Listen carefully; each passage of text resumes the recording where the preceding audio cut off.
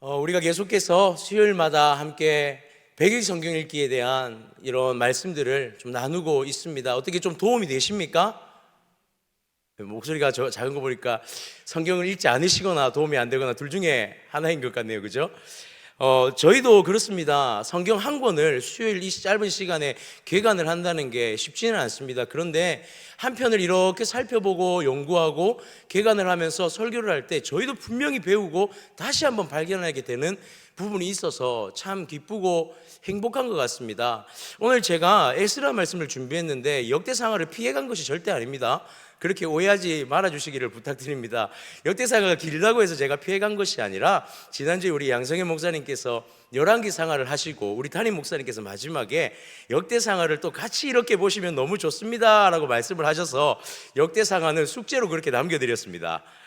네, 꼭 읽어보시고 열왕기상하와 이렇게 잘 연결해서 읽어보시면서 그 안에서 하나님의 은혜를 좀 발견했으면 좋겠고요. 그리고 우리는 또 읽게 될 에스라서의 말씀을 가지고 우리가 어떻게 읽어야 될지 미리 좀 숙지하고 에스라의 말씀을 들어가게 되면 이런 거였구나, 또 이렇게 보면 조금 더 재미있게 볼 수 있구나라는 그런 마음으로 오늘 이 에스라서를 좀 개관해 보고자 합니다. 에스라의 말씀, 10장의 말씀으로 이렇게 구성되어져 있는 말씀인데요. 저는 이 에스라 말씀을 개관하면서 특별히 에스라 사실 한 권을 다룰 게 아니라 느헤미야까지 사실은 같이 다루어야 하는 책입니다. 에스라는요, 느헤미야와 사실 한 권으로 묶여있는 책이거든요. 그런데 느헤미야도 살짝의 숙제로 같이 남겨드리겠습니다. 우리 꼭 한번 느헤미야를 보시면서 이 다음은 이렇게 진행되겠구나라는 그런 걸 가지고 한번 보시면 좋을 것 같고요. 저는 오늘 에스라의 한 주제를 좀 세워봤습니다. 에스라를 어떻게 읽어야 될 것인가 라는 것에 대해서 한 단어로 이 단어 하나를 가지고 봤으면 좋겠어요. 개혁입니다. 개혁. 제도나 기구 따위를 새롭게 뜯어 고친다라는 그런 뜻의 단어인데요. 고칠게 가죽혁, 가죽을 뜯어서 고친다라는 뜻입니다. 이 개혁이라는 단어가 에스라의 핵심 단어이지 않을까 그렇게 생각이 되어지는데요. 과연 오늘 하나님께서 이 이스라엘 백성, 어쩌면 이스라엘의 가장 그 역사에서 성경의 구약의 뒷부분의 말씀이에요. 사실은 우리가 구약의 앞부분에서 다루고 있지만 바벨론 포로로 끌려간 70년 뒤에 귀환하면서 일어나는 일을 그렇게 기록하는 역사의 뒷부분의 이야기, 이 구약의 뒷부분의 이야기를 다루고 있는 것이 바로 이 에스라 말씀입니다. 하나님께서 이들을 포로에 있는 이들을 70년 만에 귀환시키며 하나님은 과연 무엇을 뜯어고치고 싶으셨는지, 무엇을 개혁하고 싶으셨는지, 에스라는 그 하나님의 마음을 담아서 이스라엘 유대인들, 유다의 백성들의 무엇이 개혁되기를 원하며 이 글을 써내려 갔는지 오늘 그것을 좀 발견해 보았으면 좋겠습니다. 그래서 이 귀환의 내용을 좀 짧게 표로 준비를 해 보았습니다. 좀 글씨가 작죠. 그래도 볼 수 있다면 좀 보시면서 이렇게 참고하면 좋을 것 같은데요. 귀환을 세 구조로 좀 나눌 수가 있습니다. 에스라 1장에서 6장까지가요 첫 번째 귀환입니다. 첫 번째 귀환, 스룹바벨을 중심으로 귀환을 하거든요. 그리고 두 번째 귀환은요, 이 에스라를 중심으로 두 번째 귀환이 이루어집니다. 그리고 세 번째는요, 우리가 오늘 다루진 않겠지만 느헤미야의 귀환으로 이렇게 세 번의 귀환의 구조로 좀 나누어서 이 장면을 볼 수가 있습니다. 혹시 이미지를 원하시면 제가 나중에 카톡을 주시면 꼭 보내드리도록 하겠습니다. 그래서 이렇게 세 번의 구조로 귀환을 하는데요, 우리가 오늘 살펴볼 구조는요, 이 첫 번째 귀환과 두 번째 귀환, 1장에서 6장까지의 귀환의 한 부분과 7장에서 10장까지의 기한의 한 부분을 이렇게 구조로 두 개를 나누어서 이렇게 좀 살펴보려고 합니다. 그래서 제가 1차 기한을 하나의 제목을 좀 붙여봤습니다. 무엇이냐면 외적 개혁입니다. 외적 개혁. 이 스룹바벨이 백성들을 데리고 1차 귀환을 할 때에 약 주전 583년에 고레스 왕의 칙령에 의해서 이들이 귀환을 하게 되는데요, 이 귀환을 할 때에 성전 건축이 이루어지거든요. 그래서 이 성전 건축이 이루어지는 장면을 외적 개혁이라고 좀 이름을 붙여봤고요. 제목을 두 번째 귀환, 에스라가 7장에서 드디어 사실 넘어옵니다. 에스라서지만 처음부터 에스라가 귀환을 하지 않습니다. 에스라는 7장부터 귀환의 이야기가 에스라의 등장이 시작되는데 이 에스라의 귀환을 저는 내적 개혁이라는 제목을 붙여서 두 구조로 나눠서 오늘 한번 살펴보도록 하겠습니다. 그럼 첫 번째, 성전 건축, 외적 개혁에 대해서 우리가 이렇게 좀 한번 살펴볼 텐데요. 에스라서의 1장에서 6장까지의 내용입니다. 첫 번째 기한은 스룹바벨을 중심으로 귀환하고 성전 건축이 이루어집니다. 이런 생각을 해봅니다. 그들의 귀환의 그 마음과 감정이 어땠을까? 저는 굉장히 흥분됐을 거라고 생각됩니다. 성경도 그렇게 기록하고 있습니다. 굉장히 흥분에 가득 차 있고 이들이 받은 소식은 그들에게 굉장한 소망을 불러일으키는 그러한 내용이었을 거예요. 제가 띄우지는 않았지만 1절에서 4절, 1장 1절에서 4절에 보면 고레스 칙령이 기록이 되어져 있는데 1절에 중간에 보면 바사왕 고레스의 마음을 하나님께서 감동시켰다라고 기록을 하고요. 3절에 보면요, 이스라엘 하나님은 참 신이시라. 너희 중에 그의 백성된 자는 다 유다 예루살렘으로 올라가서 이스라엘 하나님의 여호와의 성전을 건축하라라는 칙령이 주어집니다. 여러분 한번 생각해 보십시오. 70년을 포로로 살았습니다. 70년을 포로로 살았는데 그 포로로 붙잡아 두었던 고레스라는 왕이 자신들을 풀어줄 때에 그냥 단순히 귀환시키는 것이 아니라 그곳에서 성전을 짓고 이제 너희가 그곳에서 너희의 신 하나님을 섬겨라 라고까지 완전한 자유가 선포되어졌다고 생각해 보십시오.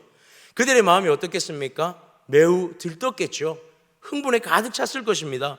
그래서 그들은요, 이 돌아오는 걸음에 5절의 말씀을 보니까 이렇게 기록합니다. 이에 유다와 베냐민 족장들과 제사장들과 레위 사람들과 그 마음이 하나님께 감동을 받고 올라가서 예루살렘의 여호와의 성전을 건축하고자 하는 자가 다 일어나니. 혹시 말씀을 좀 띄워주실 수 있을까요? 여기서 보면 그 마음이 하나님께 감동을 받았다 그렇게 기록해요. 누가요? 유대 민족들이요. 하나님 앞에 그 마음에 감동을 받아서 이 포로로 깨서 귀환하는 그 발걸음이 너무나 행복하고 흥분에 가득 찼다는 거죠. 매우 벅찬 발걸음으로 이스라엘을 향합니다. 그런데요, 도착한 이스라엘의 모습이 어땠을까요? 완전한 폐허의 상태였습니다. 그들이 70년 전 포로로 끌려갈 때 성전이 어떻게 되었습니까?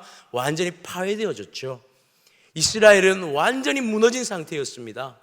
힘찬 발걸음과 그 벅찬 감정을 가지고 돌아와서 이스라엘 땅을 밟은, 예루살렘의 땅을 밟은 그들의 마음은요, 무엇만 남았냐면 정말 상처만 남은 영광으로 그곳에 도착했더라는 거예요.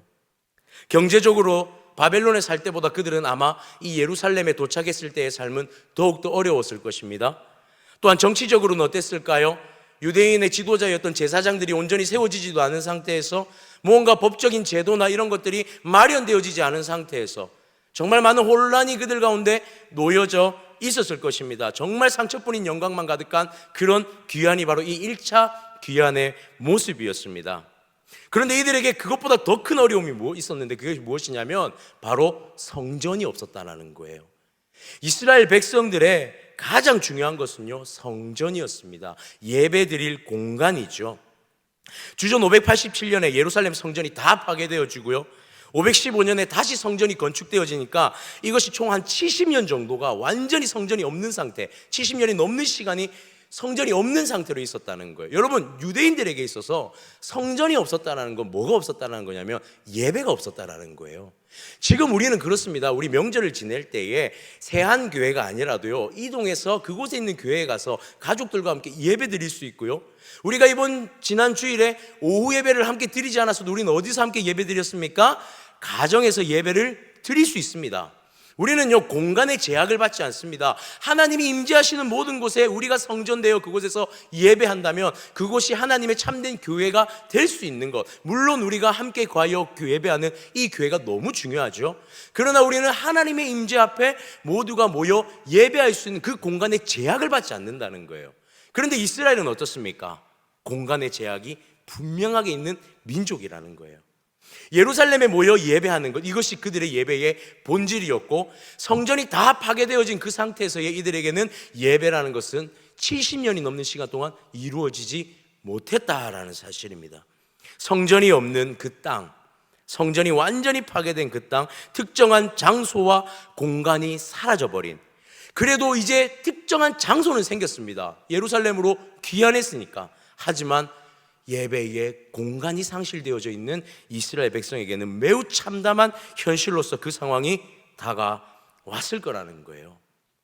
이 스룹바벨과 예수야가 이끌고 온 바로 이 1차 귀환, 그들은 무엇을 감행하기 시작하냐면 이 성전을 짓는 성전 건축, 즉 외적 개혁을 가장 먼저 시작했더라는 사실입니다. 이 외적 개혁, 오늘 에스라서는요, 이 외적 개혁인 성전 건축에 대해서 어떻게 기술하고 있을까요?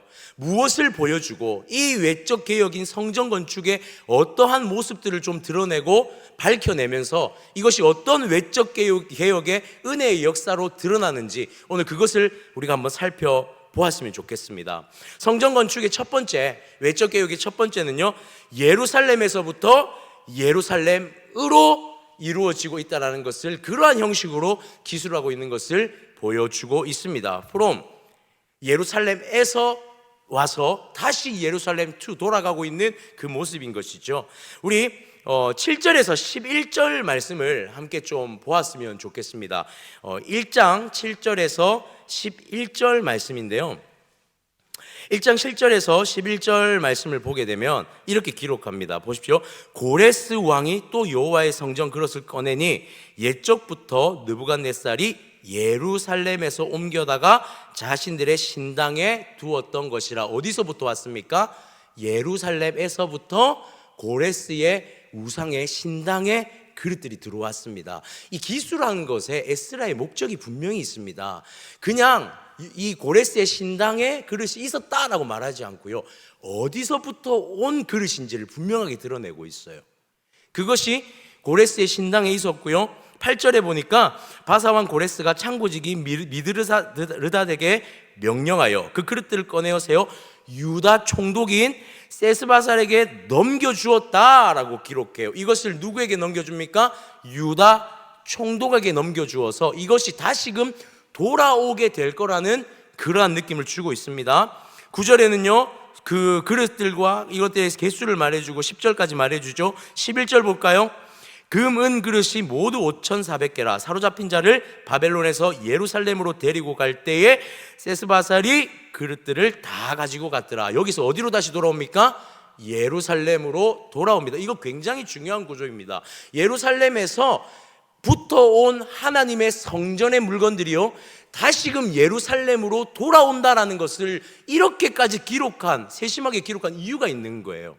뭐냐 하면 이 70년 전, 아니 하나님께서 성전 시대에 하나님께서 이루었던 언약의 약속이요, 바벨론의 70년의 포로로 끝난 것이 아니라 그것들이 예루살렘으로부터 왔지만 다시금 예루살렘으로 돌아오며 우리가 예루살렘으로 돌아와 하나님의 성전을 건축할 수 있는 당위성을 부여하고 있는 거예요.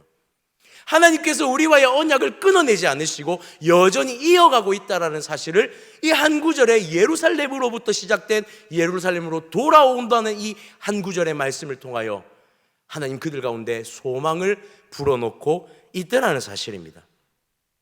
사랑하는 성도님들, 이렇듯 이스라엘은요, 선조로부터 비롯된 하나님의 역사가 다시금 예루살렘으로 돌아와 이어지고 있다는 것, 그 시대로 다시 돌아와 하나님의 약속이 여전히 이행되고 있다는 사실을 보여줌을 통해 이들 가운데 소망을 불어넣고 있는 것이죠. 또 한 가지를 살펴보겠습니다.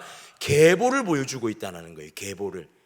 그냥 단순히 기술하는 것이 아니라 2장에 보면 여러 사람들에 대한, 이 귀향한 사람들에 대해서 계보를 기술하고 있는데요, 우리가 성경 볼 때 제일 의미 없다고 생각되는 게 무엇입니까? 계보입니다. 계보. 계보만 나오면요 답답합니다. 일단 성경 장수가 안 넘어가요. 이게 왜 읽는지도 잘 모르겠고 우리나라 사람 이름도 아닌 것이 참 어려운 이름, 그리고 반복되는 이름이 있어서 얘인가 하는 그런 의문까지 들 정도로 어려운 그 계보를요 절대 의미 없이 기록하지 않았다는 거예요. 예루살렘 에스라서에도요 이 계보를 기록한 의미가 분명히 있더라는 것입니다. 자, 귀향한 사람들에서 열거하고 있는데요, 끊어진 역사예요. 사실 70년의 포로 생활은요 이스라엘의 역사에 끊어진 역사입니다. 가나안 땅에서요 바벨론 땅으로 땅이 바뀌어 버렸어요.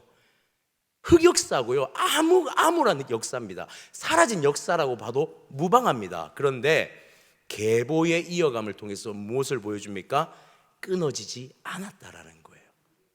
여러분, 말라기가 끝이 나고 마태복음으로 넘어갈 때 우리는 마태복음 1장에 어떤 내용을 봅니까? 예수 그리스도의 계보니라. 사랑하는 성도님들, 하나님의 역사는 그 상황과 환경이 변했다고 해서 끊어지는 것이 아닙니다. 하나님의 약속, 그 언약은요, 상황과 환경이 끝났다고 해서 끊어지는 게 아니에요. 2장에 우리는 그 계보를 보면서 하나님의 역사가 지금도 이행되고 있고 하나님의 언약의 약속이 끊어지지 않는 역사의 약속으로 여전히 하나님께서 일하고 계시구나라는 것을 이 계보를 통해 발견할 수 있다라는 것입니다. 그래서 2장 59절과 62절에 한번 볼까요? 2장 59절과 62절에 보면 이렇게 말씀이 있는데요, 제가 빨간 글씨로 해놨죠. 이 사람들은 계보 중에서 자기의 이름을 찾아도 얻지 못함으로, 여기서 보면요, 계보를 적는데요, 그냥 단순히 모든 사람의 이름만 나열한 게 아니라 계보에 대한 분명한 그 사람들의 어떤 정체성이 있는 계보도 있고요, 성경에 보니까 정확한 계보가 없는 사람들도 이렇게 다 분류해서 나누어 놓았다는, 그러니까 에스라가 얼마나 이 계보를 적는데 애를 써서 적었는지를 보여주는 거예요. 그냥 단순히 이름 나열한 것이 아니라 이 계보, 그 이름조차 불분명한 사람들의 이름까지도 하나씩 세심하게 적음을 통해서 하나님의 역사의 그 세심한 역사를 지금 이 이스라엘 백성들이 발견하기를 원했다라는 사실입니다. 사랑하는 성도님들, 우리는 여기서 이런 질문을 던질 수 있습니다. 하나님의 약속이요, 우리 가운데 심판의 상황에서도 유효할 수 있는가? 우리의 고난의 상황에서도요, 하나님의 약속이 유효한가? 정말 하나님은 이 부족하고 연약한 우리의 삶 속에서도 하나님의 약속이 우리 가운데 여전히 이행될 수 있는가? 오늘 이 장면을 통해서 우리에게 분명하게 보여주십니다. 하나님은 우리의 연약함과 고난과 불분명한 인생에서도 역사하시는 하나님이시라는 것을 우리가 믿으시기를 주님의 이름으로 축복합니다. 또 세 번째 한 가지를 좀 살펴보겠습니다. 이 에스라서를요, 이렇게 표현하기도 합니다. 제2의 출애굽이라고 표현하기도 합니다. 자, 그리고요, 시내산의 율법이 여전히 유효하다라고 그렇게 표현하기도 합니다. 자, 제가 표로요, 이 말씀을 좀 근거들을 정리를 해봤는데요. 자, 보게 되면 출애굽의 사건과요, 에스라의 이 귀환 사건이 굉장히 유사한 부분들이 나타나는데요. 자, 포로 귀환을 할 때 에스라서에 보면 1장 6절에 포로 귀환을 할 때 그들이 바벨론 사람들에게 선물을 받는 장면이 나옵니다. 1장 6절인데요. 그 사면 사람들이 은그릇과 금과 물품들과 짐승과 보물로 돕고 그 외에도 예물을 기쁘게 드렸더라. 무엇이냐면요, 바벨론에서 출발할 때에 주변 사면에 있던 그 바벨론의 사람들이요, 이스라엘 백성에게 물건을 줍니다. 가서 다시 생활할 수 있는 것들을 돕는 거죠. 근데 출애굽 당시에도요, 비슷한 상황이, 굉장히 유사한 상황이 보여집니다. 12장 36절에 보면 여호와께서 애굽 사람들에게 이스라엘 백성에게 은혜를 입히게 하사 그들이 구하는 대로 주게 하심으로 그들이 애굽 사람의 물품을 취하였더라. 아주 유사한 상황이죠. 마치 제2의 출애굽을 보는 듯한 그런 상황입니다. 그리고 성막 건축을 위한 예물을 드리는 장면도 굉장히 유사하게 드러나는데요. 자, 순서가 조금 바뀌었는데요. 성막을 건축할 때 밑에 출애굽기부터 보면 마음이 감동된 모든 자와 자원하는 모든 자가 와서 회막을 짓기 위하여 그 속에 쓸 모든 것을, 그리고 거룩한 옷을 위해 예물을 가져다가 여호와께 바쳤다라고 말씀합니다. 그런데 이번에 우리가 보고 있는 에스라의 성전 건축도요, 매우 유사합니다. 어떤 족장들이 예루살렘에 있는 여호와의 성전터에 이르러 하나님의 전을 그곳에 다시 건축하려고 예물을 기쁘게 드리되, 마치 출애굽의 상황과 그 시내산 앞에서의 성막을 건축하기 위한 이러한 유사한 상황들을 접목시키면서, 그러니까 에스라가 이 저자로서 이 글을 써가며 쓸 때에 이 출애굽의 상황들을 오버랩시키고 있는 거예요. 유다 백성들이 이것을 보면서 무엇을 보게 하냐면, 우리 선조의 하나님, 우리 선조 가운데 역사했던 그 하나님이 지금도 우리 가운데 역사하고 계신다는 걸 발견하게 하는 외적인 그 개혁들이 일어나는 당위성을 부여하고 있는 것이죠. 또 하나를 더 볼까요? 시내산 율법이 여전히 유효하다는 것입니다. 지성물의 자제인데요, 방백들이 그들에게 명령하여 우림과 둠밈을 가진 제사장이 일어나기 전에는 지성물을 먹지 말라. 이게 무슨 말이냐면요, 제사장을 아무나 세우지 않는 겁니다. 여러분, 예배를 드리려면 누가 있어야 합니까? 제사장이 있어야 되잖아요. 그런데 이 제사장을 이들이 귀환을 했다고 해서 아무나 제사장을 세우지 않는 겁니다. 여러분, 사사기예요. 이 제사장을 함부로 세우는 사건이 일어납니다. 기억나십니까? 그 한 사건을 통해서 베냐민 지파와 11지파가 전쟁이 일어나고 민족 동족 학살이 일어나는 그런 상황이 일어나죠. 제사장을 함부로 세우는 사건에서 일어난 그런 비극이었습니다. 오늘 이들이 외적 개혁을 감행하게 있어서 결코 정말 신중하게 기했던 것이 무엇이냐면 제사장을 함부로 세우지 않았다는 것이죠. 두 번째는요, 율법에 따른 번제를 드렸다는 것입니다. 시내산에서 받은 하나님의 율법에 근거하여 번제를 드렸어요. 제가 줄쳐놓은 데 보면 모세의 율법에 기록한 대로 번제를 드렸다. 레위 사람을 세우는데도 그렇습니다. 제사장을 그 분반대로 레위 사람을 그 순차대로 세웠는데 이게 모세의 책에 기록된 대로 세웠다라는 거예요. 한마디로 에스라서의 이 기록들 가운데 에스라는 율법과 하나님의 모세의 법도를 그대로 가져와서 출애굽의 상황을 오버랩되게 하고 시내산의 율법의 상황을 그들 가운데 떠올리게 함을 통해서 이스라엘 백성들이 성전을 건축하는 데에 하나님의 법도 가운데 이것을 세워나가는, 하나님의 법도 가운데 이것을 세워갈 때에 하나님이 역사하실 것이라는 사실을 분명히 그들 가운데 상기시키면서 이 에스라라는 글을 써내려가고 있더라는 사실입니다. 사랑하는 성도님들, 그렇습니다. 에스라 3장 1절에 보니까요, 또 우리가 한 가지 발견할 수 있는 것은요, 단순히 이것을 외적으로 예쁘게 세우는 것을 보여주는 게 아니라 그 핵심적인 마음이 3장 1절에 담겨 있는 걸 보게 되는데요, 제가 읽어드리겠습니다.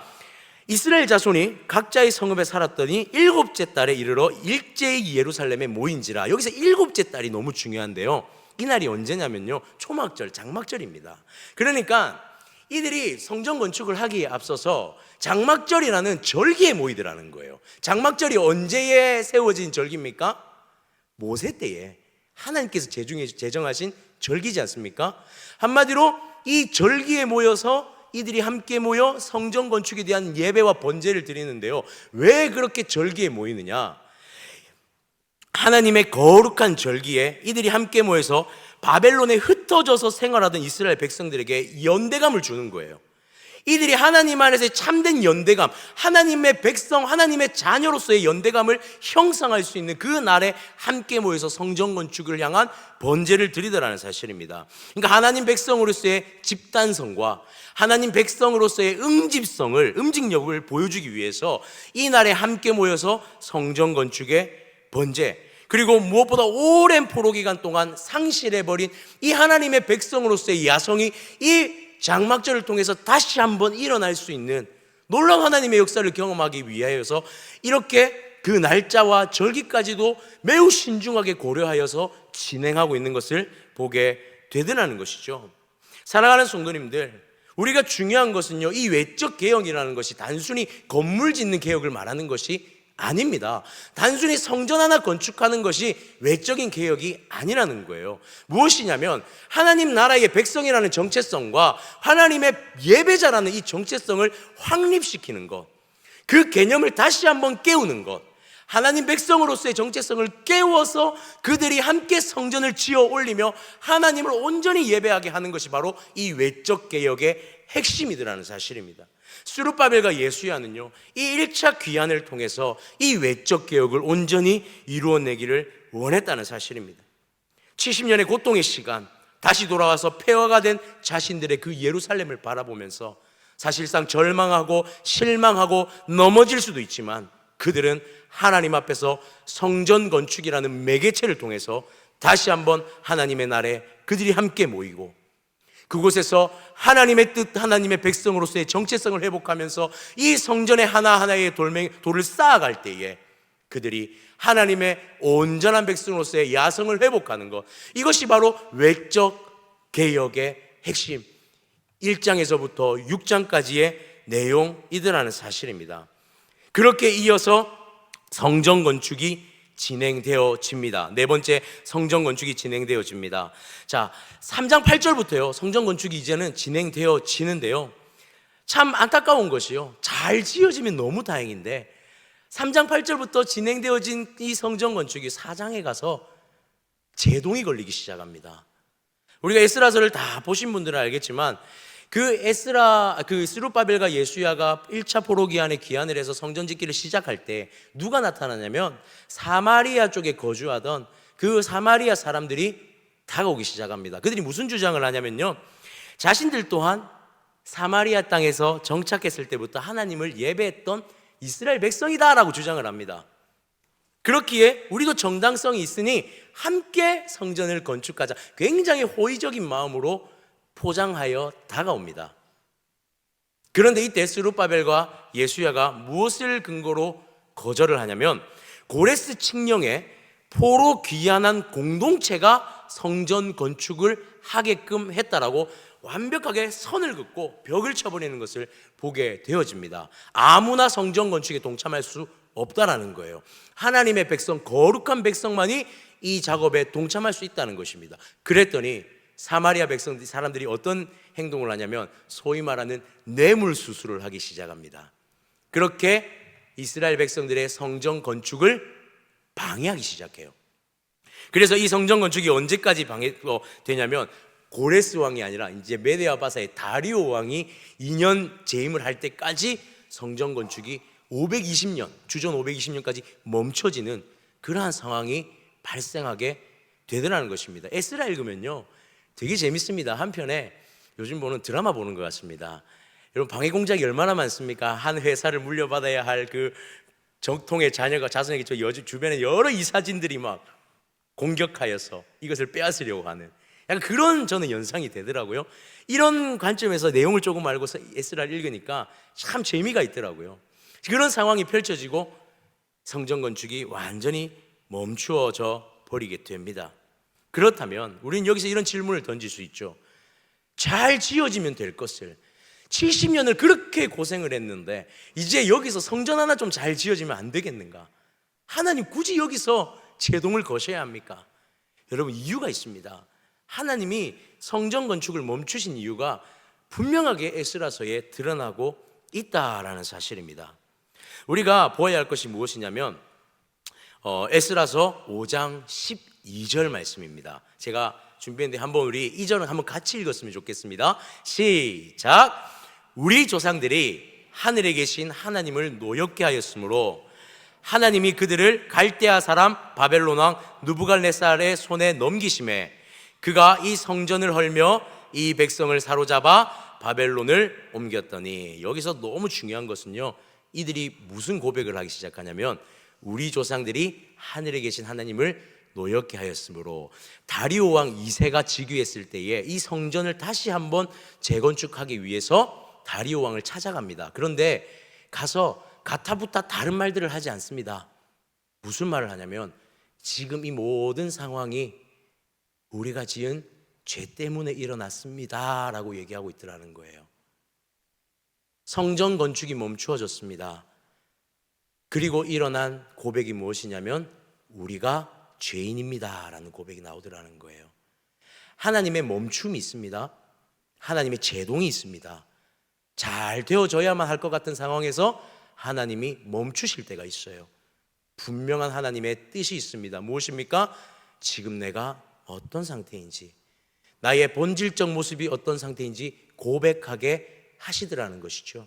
그리고 나아가서 하나님이 행하신다는 사실을 그들이 다시 한번 상기하게 하더라는 사실입니다. 6장에서요 다리오 왕이 이 고백에 대해 응답하고 있는 것을 보게 됩니다. 성전 재건을 반대하는 자들의 의견을 완전히 묵살하고요, 이러한 이러한 결정을 하게 만드는데요. 6장 7절에서 11절입니다. 절수가 많아서 성경으로 한번 봐주시면 좋겠는데요, 빠르게 한번 보여드리겠습니다. 자, 7절에 보니까요, 하나님이 이 성전을 제자리에 건축하게 하라. 6장 7절입니다. 완전히 그 자리에 건축하라고 다시 재개 명령이 떨어지는 것이죠. 8절 후반부를 볼까요? 그 경비를 이 사람들에게 끊임없이 주어서 그들로 멈추지 않게 하라 말합니다. 9절에 볼까요? 하나님께 드릴 번제의 수송아지와 수인양과 어린 양과 모든 제물들을요 제사장들에게 아낌없이 주라고 명령합니다. 10절을 볼까요? 하늘의 하나님께 향기로운 제물을 드려 왕과 왕자들의 생명을 위하여 기도하게 하라 명령합니다. 11절에 내가 또 명령을 내리노니 누구를 막론하고 이 명령을 변조하면 그 집에서 들보를 빼내어 그를 그 위에 매달게 하고 그의 집 이로 말미암아 거름더미가 되게 하리라. 다시는 그 누구도 방해하지 못할 하나님의 성전 재개의 명령이 떨어지는 것이죠. 누구를 통해서요? 다리오 2세를 통해서 떨어지더라는 사실입니다. 다리오 왕을 통해서. 사랑하는 성도님들, 하나님의 제동도 분명히 등장을 합니다. 에스라서의 이 내용 가운데 하나님이 멈추게 하십니다. 왜 그럴까요? 하나님 앞에 내가 어떤 존재인지 인정하게 하시고 하나님이 일하실 것을 기대하게 하시는 그 하나님의 놀라운 역사. 외적 개혁은요, 내가 만드는 것이 아닙니다. 누가 하시는 것입니까? 하나님께서 이루시는 개혁이라는 사실입니다. 사랑하는 성도님들, 1장에서 6장까지 이 개혁은요, 우리 가운데 다시 한번 우리를 생각하게 만드는 그런 개혁인 것 같습니다. 하나님 앞에 외적 개혁이 단순히 외적으로 보여지는 것을 바꾸는 것이 아니라 이 외적 개혁이 동기부여가 되게 하여서 우리가 하나님 앞에 어떤 존재일지를 깨닫게 하는 것, 바로 에스라의 이 1장부터 6장의 말씀이 이것을 보게 하더라는 사실이죠. 우리 에스라 말씀 읽으면서 1장에서 6장까지를 이러한 말씀의 느낌으로 좀 한번 살펴보시면 우리의 삶의 어떠한 외적인 모습들이 좀 살펴 보여지고 밝혀지지 않을까 생각이 되어집니다. 사랑하는 성도님들, 우리 이 외적인 개혁의 말씀을 통해 우리의 삶의 모습이 하나님 앞에 온전히 드러나는 은혜의 역사가 있기를 주님의 이름으로 축복합니다. 그렇다면 이어서 빠르게 이번엔 내적 개혁 7장에서 10장까지의 말씀을 빠르게 좀 살펴보기를 원합니다. 이렇게 제목을 좀 붙여봤어요. 에스라의 귀한 공동체 재건. 여기서 내적 개혁이라는 제목을 한번 좀 붙여봤습니다. 이제 7장에서 10장은요 에스라의 귀한 이스라엘 민족의 내적인 영적 회복이 진행되어지는데요, 여기서 우리가 간과하지 말아야 될 것이요, 6장과 7장의 간격이 연대기적으로 생각보다 많은 시간이 흘렀다는 겁니다.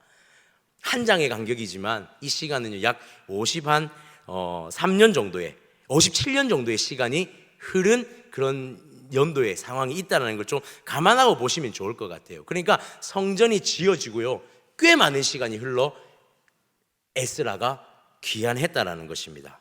자, 그러면 여기서 우리가 어떤 영적인 내적 개혁이 일어나고 있는지 그 주제를 좀 잡으면서 한번 살펴보았으면 좋겠습니다. 첫 번째는요, 내적 개혁의 사명자들을 하나님이 보내시는 장면을 보여주고 있습니다. 자, 회복의 주체자가 누구인가라는 그런 장면으로 좀 볼 수 있는데요. 자, 왜 에스라인가? 에스라가요, 왜 회복의 주체자이고 왜 적통성을 가진 사람으로 하나님이 보내셨는가에 대한 문제예요. 자, 에스라를요 이렇게 소개할 때 보니 제사장이고 학자라고 우리 다들 잘 알고 있습니다. 자, 내적 개혁에 소개하는 가장 첫 번째 내용이 바로 에스라에 대한 족보의 내용을 보여주고 있어요. 에스라에 대한 족보의 내용. 족보의 내용을 보내주는데요, 이 에스라가 결국엔 누구의 족보에 있습니까? 아론의 족보, 대제사장 아론의 족보 가운데 있습니다. 그러니까 아론의 족보로서 제사장의 직분을 온전히 수행할 수 있는 사람으로서의 적통자라는 거죠. 또한 한 가지 학자라는 것입니다. 그런데 이 학자가요 그냥 단순히 많은 지식을 갖고 있는 것이 아니라 분명한 이유가 있습니다. 적통성에 이유가 있어요. 이 페르시아와요 유대가 굉장히 비슷한 그런 민족성을 가지고 있습니다. 무엇이냐면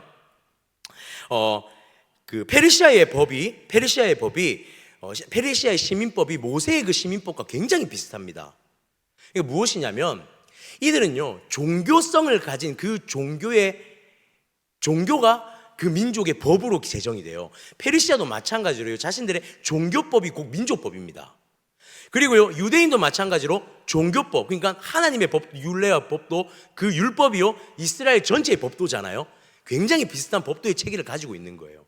그러니까 학자로서 페르시아의 그 모든 법도를 다 꿰차고 있는 에스라, 그리고 이스라엘의 모든 율법의 그 법도를 가지고 있는 이 에스라가요 페르시아에서 건너와서 이들을 하나님 안에서의 한 민족과 그 하나님의 법도를 온전히 세우는, 율법을 온전히 세우는 적통자로서의 역할로 너무나 딱 맞는 사람이었다라는 거죠. 그래서 하나님은 이 에스라를 하나님의 이 개혁의 대상으로, 하나님 개혁의 주동자로서 하나님이 주체자로서 세우고 있더라라는 사실입니다. 자, 그렇다면 과연 이 에스라는 무엇을 회복하고자 하였는가? 에스라는요 공동체 회복에 중심을 두고 있었다는 것입니다. 처음에 보여졌던 표에 두 번째 귀한 부분인데요. 여기 보니까 귀한 자의 수에 좀 빨간색이 되어 있죠. 남자가 한 1,500명입니다. 이게 이스라엘의 그 12지파의 인원수를 대략적으로 합한 숫자고요. 그 다음에 보면 레위인을 특정하게 제정하고 있죠. 그 다음에 보면 조력자 230명, 성경에서 이렇게 기록을 하고 있습니다. 그것이요, 총 합한이 1,758명 정도 된다고 합니다. 1차 기한은요, 귀환하고 싶은 사람이었습니다. 2차 기한을 자세히 보니까요, 하나님 앞에 영적 개혁을 일으킬 만한 당위성을 가지고 있는 사람들을 모으고 있더라는 거예요. 2차 기한을 할 때 남자들을 다 모았는데요, 한 3일 모읍니다. 뒤에 나오겠지만 모자라서 레위인을 모으는 시간을 더 가집니다. 한마디로 모아놨더니 레위인이 없더라는 거예요. 그래서 거기 가서 진짜 개혁을 일으킬 수 있을 만한 사람들을 다시 모아서 넘어옵니다. 무엇입니까? 사명을 감당할 사람들이 넘어오더라는 거예요. 2차 기한은요, 그냥 아무나 넘어오는 게 아니라 하나님의 내적 개혁의 사명자들이 넘어오게 하셨다라는 거죠. 두 번째, 이렇게 2차 기한은 분명한 목적의 기한이었습니다. 하나님의 목적에 의한 기한이었습니다. 단순히 이스라엘 백성이 우르르 몰려온 것이 아니라 분명한 사명을 가지고 기한했다라고 볼 수가 있는 것이죠. 그리고 이들이요, 소집이 끝난 후에요, 넘어오기 바로 전에 했던 행동 또한 분명히 그 근거를 보여주는데, 8장 21절에서 30절까지 그들이 무엇을 행하냐면 금식을 행하고요, 하나님께 기도하는, 이것이요, 이 장면이 8장 21절에서 30절 장면이 훗날 보게 되어지면 국가의 위기의 상황에 이 상황이 똑같이 오버랩돼서 이스라엘의 어떠한 방법으로 이렇게 계속 진행되는 것을 보게 됩니다. 한마디로 이들이 귀환하는 2차 귀환은 하나님의 목적의 사명을 가진 귀환이었다라는 것이죠. 자, 제가 그러면 예루살렘을 이동을 시작하는데요, 이들의 2차 귀환의 모습을 간단하게 정리를 해보았습니다. 분명히 이때쯤 되면 시간이 많이 갔을 거기 때문에 한눈에 볼 수 있게, 자, 정월 초하루에 귀환 희망자 호출을 합니다. 사흘간 사람을 모집하는데요, 레위인들을 찾는데 시간이 걸려서 또 모집합니다. 정월 12일 아하와 강가에서 출발해서 5월 1일에 예루살렘에 도착합니다. 도착 후에 사흘을 기다리고요, 도착 후 나흘 만에 성물을 인계받고 그들이 개혁을 시작하게 됩니다. 그리고요, 8장 31절에 이것을 한마디로 좀 정리를 하고 있는 구절을 함께 좀 읽었으면 좋겠는데요, 8장 31절입니다. 함께 읽을까요? 첫째 달 12일에 우리가 아하와 강을 떠나 예루살렘으로 갈새 우리 하나님의 손이 우리를 도우사 대적과 길에 매복한 자의 손에서 건지신지라. 사명자들의 걸음을 누가 인도하십니까? 하나님께서 인도하여 그곳까지 도달하게 하셨다라는 사실이에요.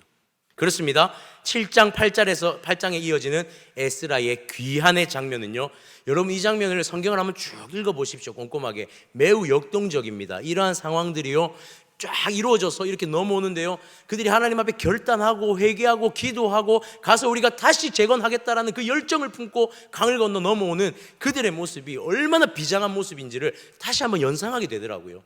그래서 이런 모습을 통해서 하나님이 이들 가운데 내적 개혁을 일으키실 준비와 행하심을 보여주고 계신다라는 것을 발견하게 되더라는 사실입니다. 그리고 이어서 영적인 성전, 이제 내적 개혁이 시작되어집니다. 자, 마지막으로 에스라의 기한으로부터 이루어진 내적 회복은요, 영적인 벽을 재건하는 것이었습니다. 2차 기한 후에 에스라의 가장 먼저 된 행동이 무엇이었냐면 바로 회개 기도입니다. 9장인데요, 9장의 기도는요, 한 가지 중요한 구조를 보여주고 있는데요, 제가 일부러 이 부분은 좀 구조를 가져왔습니다. 좀 인용을 해서 가져왔는데요, 한번 볼까요? 9장 1절에서 5절에는요 에스라의 탄식이 있고요, 그 다음에 죄에 대한 고백이 있습니다. 하나님의 자비가 함께하기를 같이 고백하고요, 구체적인 고백이 이루어집니다. 자, 여기까지가 한 구조인데요, 다시 앞의 구조와 비슷하게 돌아가는 걸 보여줍니다. 하나님의 자비가 지속되어질 수 있는가에 대한 백성들의 불안이 생기고요, 일반적인 고백이 다시 이루어지고 백성들의 탄식이 자 이렇게 이루어지는데요, 에스라의 탄식이 보여집니다. 그리고 마지막에 무엇으로 이어집니까? 백성들의 탄식으로 이어져요. 여러분, 이게 굉장히 독특한 모습입니다. 에스라가요, 자 다 모여라, 그리고 기도해, 너희가 잘못을 회개해야 되라고 명령하지 않습니다. 에스라가 뭐 하냐면요, 이들이 7장에서 어떤 모습을 보여주냐면, 에스라가 귀환하는 53년의 시간 동안 이방 여인들을 아내로 맞이하기 시작하는 거예요. 그것을 도착한 지 4개월 만에 그 소식을 듣습니다. 그리고 탄식하기 시작합니다. 너희들이 잘못했어라고 말하지 않고 에스라가 스스로 먼저 하나님 앞에 자복하고 기도하기 시작해요. 내적 개혁이 어떻게 이루어집니까? 한 사람의 자복하고 회개함이 백성 민족의 자복과 회개로 이어지는 것을, 확장되는 것을 보여주고 있습니다. 회개의 기도 가운데요, 일반적인 나의 개인의 고백도 있고요, 하나님의 자비를 구하는 고백도 있고요, 구체적으로 내가 무엇을 잘못했는지의 기도를 보여줍니다. 이 기도를 백성들이 눈으로 본 거죠. 그러니까 그들이 가만히 있었겠습니까? 영적인 자극이 일어나고 같이 나와서 하나님 앞에 고백하기 시작하는 것이죠. 이러한 회개의 부흥의 역사가 일어나기 시작한 겁니다. 9장 가운데. 내적 개혁은요, 하나님 앞에 회개함으로부터 시작하는 거예요. 그런데 누군가의 잘못을 지적한 회개가 아닙니다. 누구의 회개입니까? 나의 회개로부터 시작되는 것이 바로 내적 개혁의 시작인 줄 믿으시기를 바랍니다. 그러한 개혁들이 일어나기 시작하더라는 것입니다. 그리고요, 10장은 이 개혁이 행동으로 옮겨지는 것을 보여줍니다. 10장의 부분들을 한번 볼까요? 자, 순서대로 좀 죄송합니다. 좀 넘어가 주셨으면 좋겠습니다. 자, 여기입니다. 이방인들을 내보내겠다는 약속을 하게 됩니다. 백성들이 또한 자신들이 약속한 것을 이행하겠다는 맹세를 합니다. 에스라가 죄에 대해 슬퍼하고요, 모든 이스라엘 사람들을 3일 내로 모일 것을 촉구합니다. 그리고 진짜 이스라엘 백성들이 3일 만에 모여지죠. 에스라가 그제서야 죄의 회개를 공고하기 시작하고, 그 공고와 동시에 이들이 그 약속을, 하나님께 한 맹세를 이행합니다. 그리고 이방인의 아내들을 내쫓아내죠. 사실 맨 마지막에 제사장들이 이방인들의 아내를 취하는 장면들이 나옵니다. 그런데 10장의 말씀을요, 이렇게 좀 봤으면 좋겠어요. 하나님 앞에 회개에 열매가 맺히더라는 거예요. 사랑하는 성도님들, 내적 개혁이 일어나죠. 내가 먼저 개혁을 놓고 하나님 앞에 회개하고 기도할 때에 공동체의 회개의 열기가 같이 확장되어지기 시작합니다. 그러면 그냥 기도하는 것으로 끝납니까? 그렇지 않습니다. 기도는요, 반드시 행동으로 옮겨지는 열매를 맺더라는 사실이에요. 그렇게 회개의 열매가 이스라엘 백성들 가운데 맺혀지고요, 오늘 우리가 함께 보지는 못하지만 3차 기한의 성벽 재건까지 이어지더라는 사실입니다. 사랑하는 성도님들, 이것이 에스라의 구조입니다. 에스라의 내용이고요, 저는 이 말씀을 이렇게 보면서 참 스펙타클했습니다. 에스라를 이렇게 연구하면서 보니까 얼마나 스펙타클했는지 모르겠어요. 그 안에서 무엇을 발견하게 되냐면, 나의 정말 못난 모습, 우리 하나님을 믿는다고 말하지만 여전히 못난 모습, 여전히 외적으로 하나님 앞에 개혁되어야 할 것이 너무나 많은 우리의 모습, 성전이 지어졌지만 53년간 여전히 하나님 앞에 부족하고 연약한 이방인들을 아내로 취하는 우리의 모습, 그러나 그 가운데도 언약을 끊지 않으시는 하나님의 그 놀라운 섭리의 역사 가운데 에스라를 통하여서 2차 기한을 이루어내시고 그 가운데 회개의 내적 개혁을 일으키시는 하나님의 놀라운 역사가 바로 이 에스라의 말씀이더라는 사실입니다. 저는 그래서 오늘 마지막으로 이렇게 우리가 한번 외치고 끝냈으면 좋겠습니다. 우리 마지막 PPT 장면, 우리 이렇게 한번 외치고 끝냈으면 좋겠어요. 에스라, 개혁의 열매를 맺읍시다. 이렇게 한 번만 우리 함께 힘차게 좀 외쳤으면 좋겠습니다. 말씀 읽고요, 100일 성경 읽기 하는 가운데 진짜 에스라의 말씀 가운데 우리 안에 개혁의 열매가 맺혀지기를 소원합니다. 우리 함께 선포하고 마치겠습니다. 에스라, 개혁의 열매를 맺읍시다. 아멘.